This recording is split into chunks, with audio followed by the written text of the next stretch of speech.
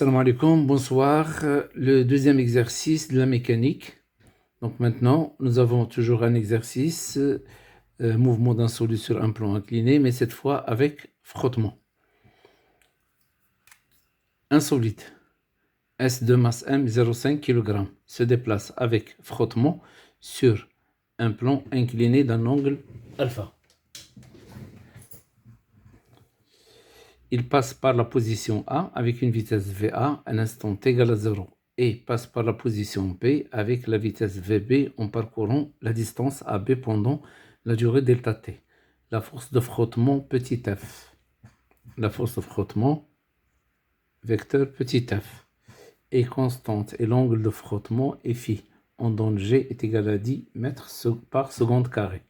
En appliquant la deuxième loi de Newton sur le solide S, trouvez l'accélération A égale à G de son centre d'inertie en fonction de alpha, petit f et G.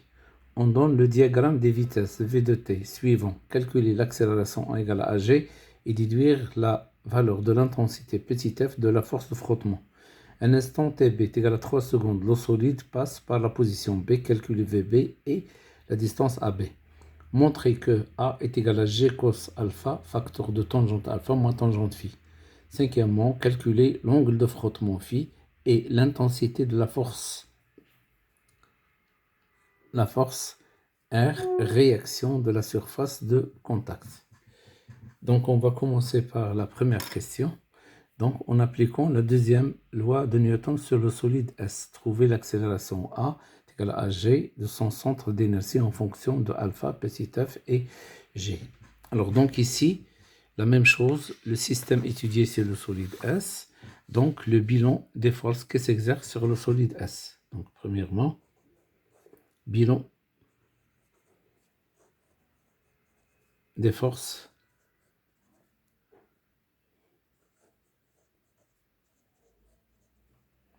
alors qui s'exercent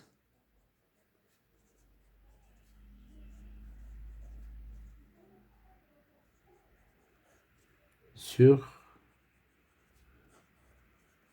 le solide S. Donc nous avons seulement des forces. Donc il y a le poids P et grand R. La réaction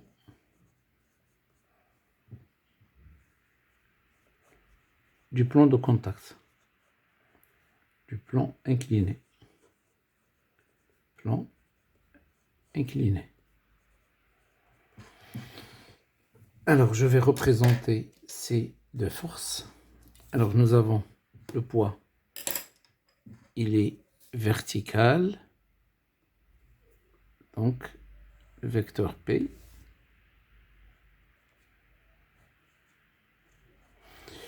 Alors, je fais la translation de l'axe des Y. Voilà.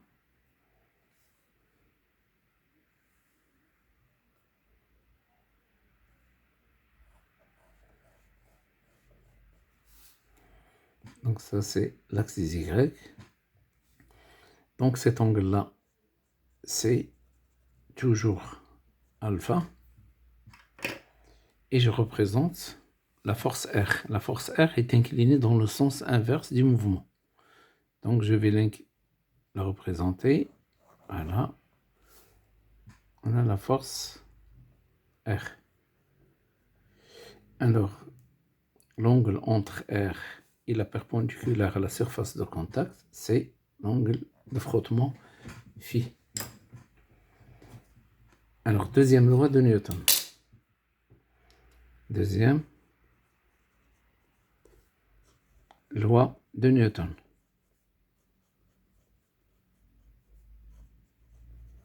Alors, la deuxième loi de Newton, c'est toujours la somme des forces extérieures est égale à M à G. Nous avons deux forces, P plus R est égal M à G est égal à MA. Alors, on va faire la projection. Projection sur l'axe OX. Le point. Donc PX plus RX est égal à MAX, c'est-à-dire est égal à MA. Alors donc, nous avons A est égal à X parce que le vecteur A est parallèle à la trajectoire. Donc voilà le vecteur A. Dans le cas où le mouvement est accéléré, A a le sens du mouvement. Alors maintenant, on cherche Px. Donc on sait déjà que Px est égal à plus ou moins mg sinus alpha, mais si vous n'arrivez pas à la prendre, donc vous êtes obligé de faire un schéma comme ça. Donc Px, il est dirigé toujours vers le bas. Voilà. Donc celle-là, c'est Px. Et le vecteur Py, voilà. Il est aussi dirigé vers le bas.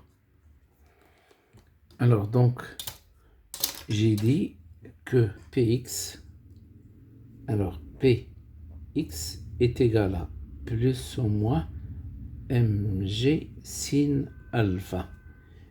Py est égal toujours moins mg cos alpha avec alpha l'angle d'inclinaison. Avec alpha, celui-là. Alors le Px, si l'axe des x est dirigé vers le bas, il est positif. Mg sinus alpha. Si l'axe des x est dirigé vers le haut, il est négatif, moins mg sinus alpha. Donc, dans notre cas ici, nous avons Px est égal à mg sin alpha. C'est le côté opposé. Alors maintenant, Rx. Puisqu'il y a frottement, alors le Rx, il est égal à moins F. Voilà, lorsqu'il y a frottement et l'exercice indique qu'il y a présence d'une force de frottement petit f, je remplace Rx par moins F. Qu'est-ce que j'obtiens? Mg sinus alpha moins petit f est égal à Ma. Je divise par M et j'obtiens A égale. A est égal. Je divise ici par M, c'est G sinus alpha, moins F divisé par petit m. Voilà l'expression de l'accélération A qui est égale à AG. Alors maintenant, la deuxième question. On donne le diagramme des vitesses V de t suivant. Calculer l'accélération AG. Donc à partir du diagramme des vitesses, on va calculer l'accélération AG.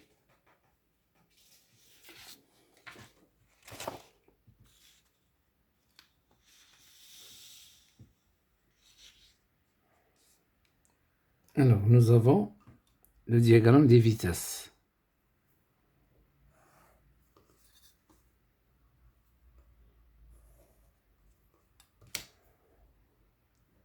Donc ici c'est V et là c'est T. Alors donc,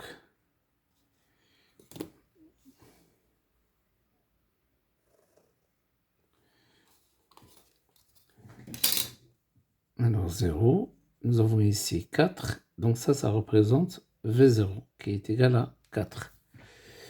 Alors donc, nous avons, deuxièmement, pour calculer A est égal delta V sur delta T.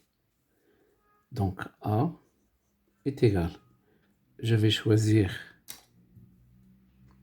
deux instants, T1 et T2. Donc V2 moins V1 sur T2 moins T1. Donc, voilà un instant T1 et un instant T2. Ça, c'est T1, T2. Et ici,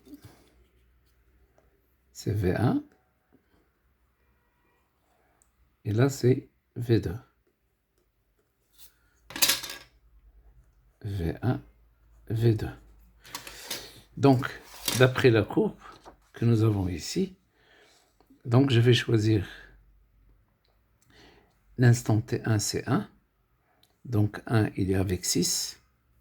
Et l'instant T3, c'est avec 10. Donc T1 est égal à 1 seconde. V1 est égal à 6 mètres par seconde. T2 est égal à 3 secondes. V2 est égal à 10 mètres par seconde. Donc petit a est égal.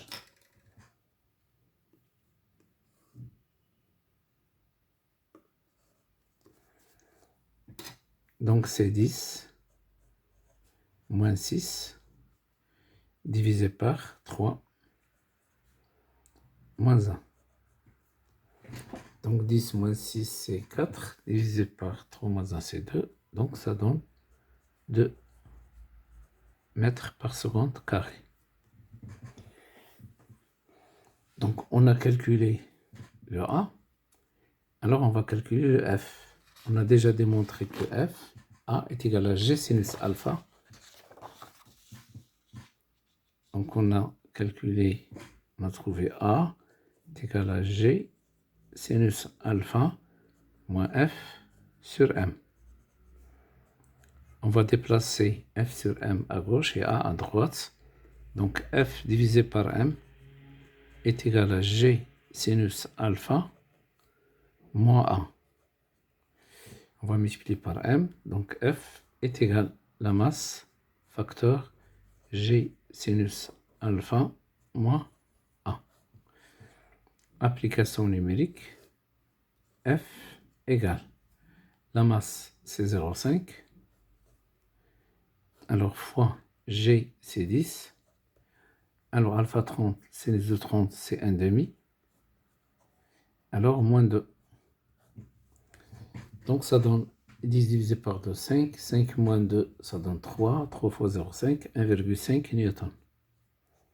1,5 newton.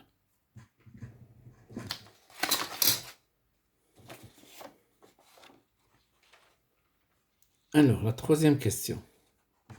La troisième question, qu'est-ce qu'ils ont dit? À l'instant Tb est égal à 3 secondes, l'eau solide passe par la position B. Calculez VB et AB. Donc, la troisième question. D'abord, nous avons A est égal à une constante positive. Donc, le mouvement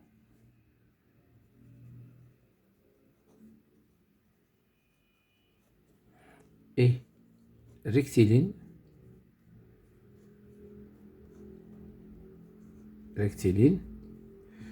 uniformément varié. Uniformément varié, accéléré. Alors, donc, dans ce cas-là, je peux dire mouvement rectiligne directement accéléré. Alors, maintenant, donc, on sait que dV sur dt est égal à 1. Et 1, c'est une constante. Donc, par intégration,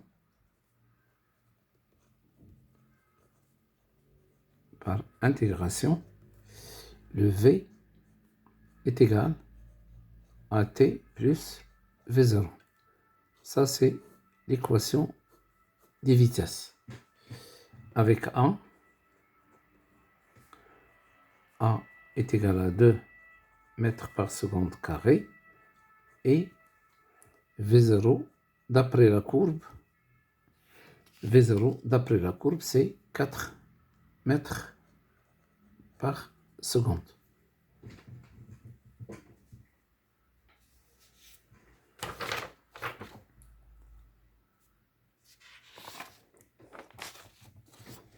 Alors maintenant, on va chercher l'équation horaire.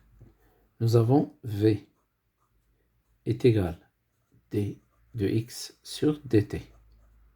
C'est-à-dire, je remplace V.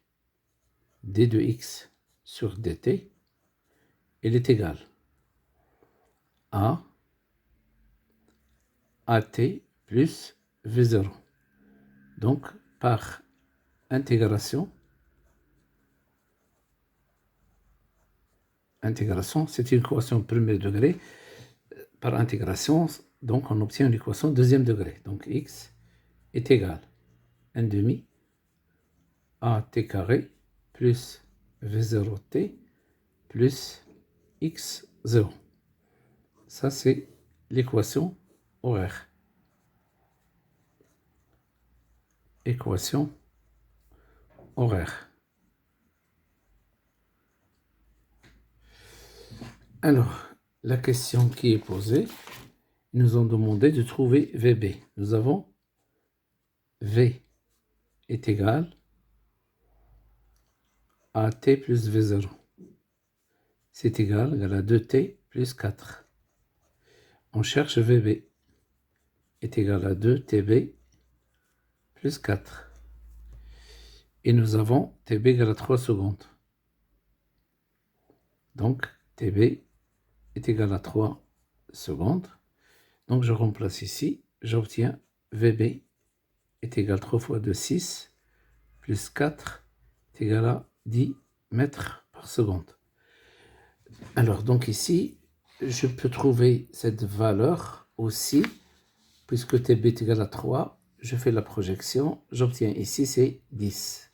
Alors, maintenant, on cherche la distance AB. Donc, on cherche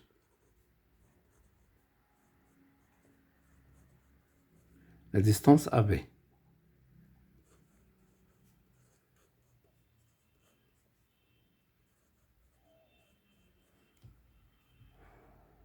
La distance AB. Bon.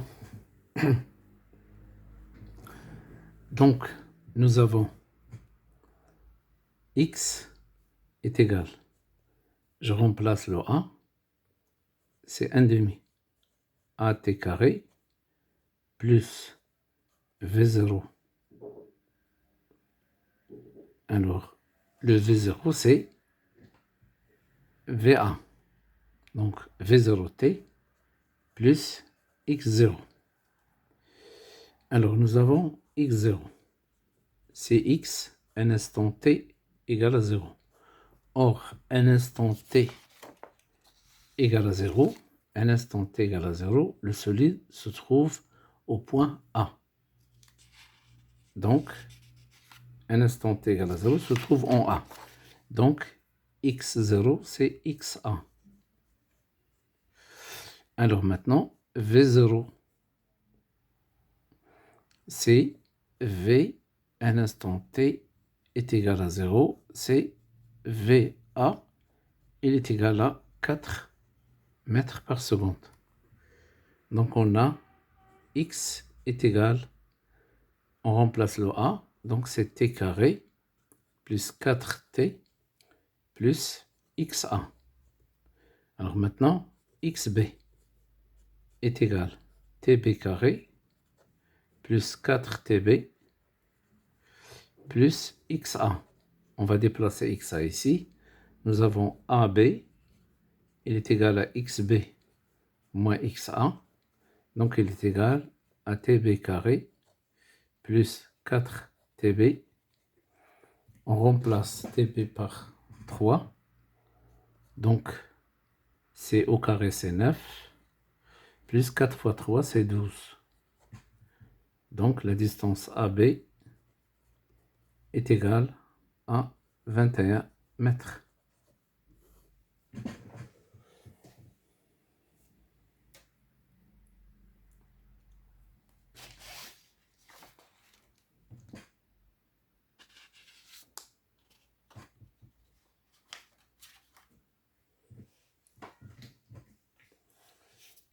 Donc, la question suivante. Alors, c'est 4. Montrer que A, il est égal à G cos alpha, facteur de tangente alpha moins tangente phi. C'est la question numéro 4. Alors, pour répondre à la question numéro 4, donc je dois refaire la deuxième loi de Newton. Donc, quatrièmement, deuxième loi de Newton.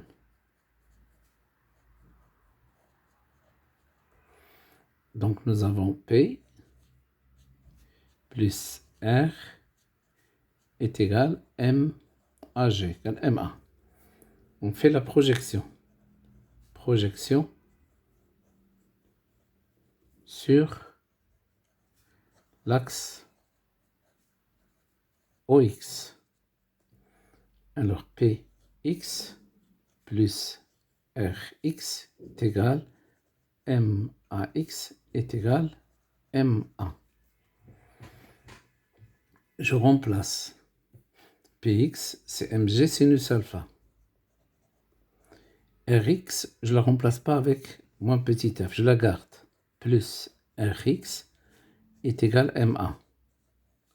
Et je cherche Rx. Rx est égal ma moins mg sinus alpha, c'est-à-dire c'est m facteur de a moins g sin alpha. Voilà, j'ai trouvé l'expression de Rx. Maintenant, projection. Projection sur l'axe OY. PY plus RY est égal MAY est égal à 0, puisque A est perpendiculaire à l'axe OY. Je remplace PY, c'est moins MG cos alpha plus RY est égal à 0. Je trouve RY est égal mg cos alpha. Voilà. Maintenant, on sait que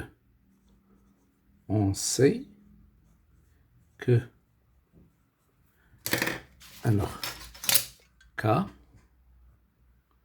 est égal tangente phi est égal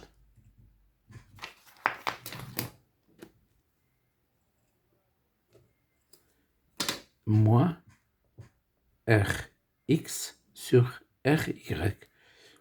C'est le coefficient de frottement. Donc, K, coefficient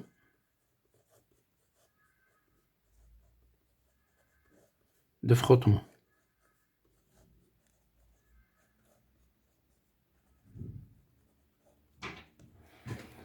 Alors, je remplace donc tangente phi.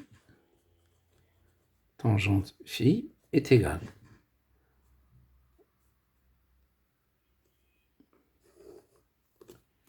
donc je remplace Rx, donc c'est moins M facteur de A moins G sin alpha. Je remplace Ry, c'est M G cos alpha égale. Je simplifie le M. Donc, j'obtiens A. Donc, on introduit le signe moins, si vous voulez, ou bien je laisse le signe moins en bas. Donc, A moins G sinus alpha. Voilà. Là, on garde le signe moins ici. G cos alpha. Je sépare. Tangente phi est égal. Moins A sur moins A sur. Donc ici, G cos alpha. En introduisant le moins, ça donne plus. G sinus alpha sur G cos alpha. Donc il est égal moins A sur G cos alpha plus tangente alpha. Je déplace moins 1 sur G cos alpha à gauche et tangente phi à droite. Donc ça donne A sur G cos alpha est égal tangente alpha moins tangente phi. Je déplace G cos alpha en haut, alors j'obtiens A est égal G cos alpha facteur de tangente alpha moins tangente phi. Voilà l'expression de A en fonction de phi.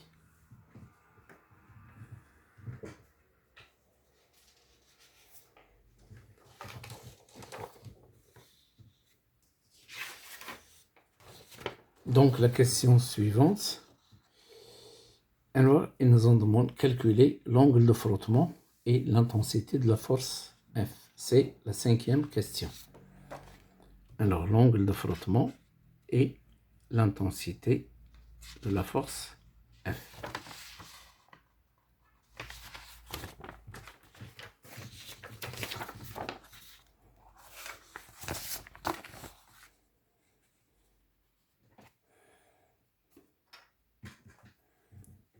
Donc la 5e.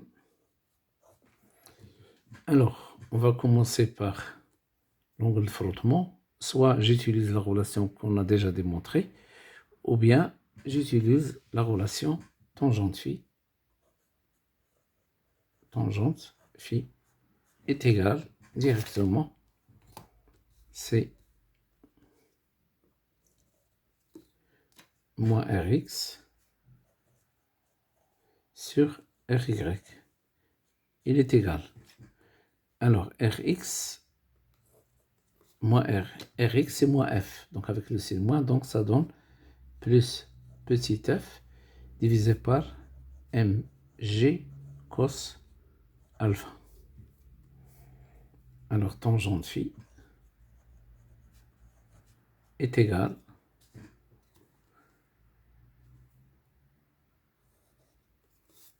alors donc c'est 1,5 c'est 0,5 fois 10 fois tangente de 30. Donc la tangente de 30, je crois que c'est racine de 3 sur 2.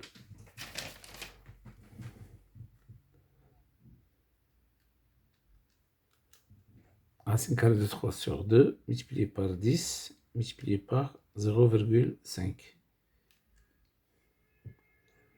Alors l'inverse multiplié par 1,5 est égal 0,52.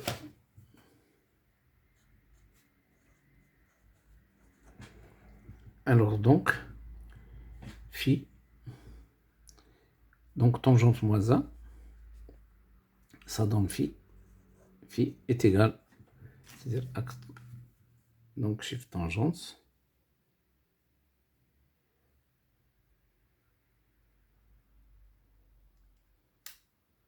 Est égal à 27,46. 27,46 degrés. Alors maintenant, on cherche le R. Maintenant, le module de R est égal à grand R est égal à Rx carré plus Ry carré la racine. Donc, c'est-à-dire est égal à F carré plus mg cos alpha au carré. La racine, la grand R. Donc mg cos alpha 0,5 fois 10 fois cos de 30 Alors au carré, plus 1,5 au carré.